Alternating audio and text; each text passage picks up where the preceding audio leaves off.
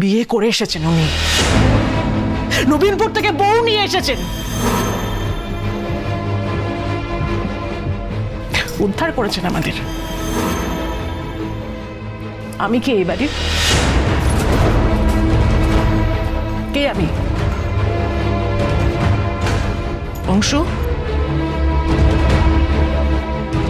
আজ থেকে তাহলে এই বাড়িতে আমার প্রয়োজন ফুরিয়েছে। তোমার ছেলে বিয়ে করে এসেছে অংশু, বিয়ে করে এসেছে। বৌদি, বৌদি বিশ্বাস করো, আমি কিচ্ছু বুঝতে পারছি না।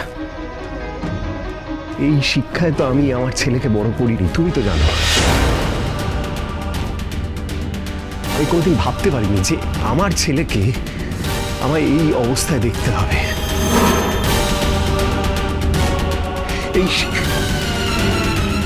এই দাঁড়িয়ে দাঁড়িয়ে কি দেখছো?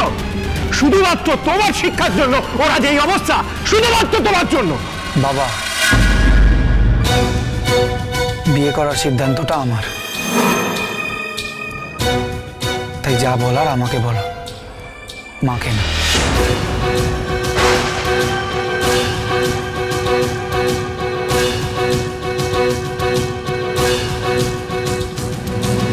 আদিত্য, অংশ, আমি কথা বলছি, দাঁড়াও। কি হবে মেয়েটার?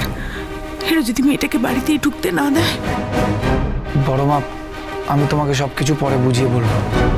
অন্তত নিজের ইচ্ছে মতো গ্রাম থেকে কাউকে বিয়ে করে আনলে তাকে যে আমি চৌকাট পেরোতে দেবো না, এটা তুমি খুব ভালো করে জানো আদিত্য।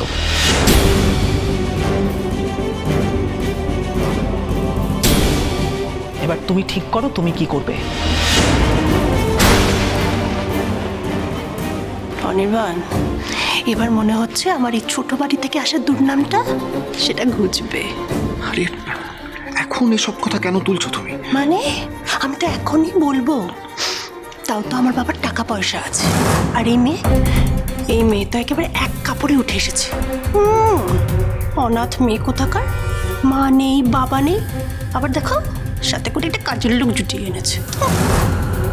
প্লিজ সঞ্চারী, প্লিজ থামবে তুমি? বলো কোথায় নিয়ে যাবে এই মেয়েকে, বলো। আমি চলে যেতে রাজি। আপনারা যদি আমাকে না মানেন আর মিস্টার চৌধুরী যদি তাই মনে করেন, তাহলে আমি চলে যেতে রাজি।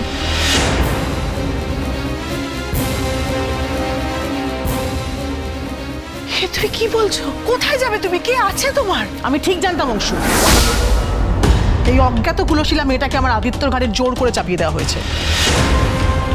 গ্রামের দিকে এরকম হয় আমি জানি তো।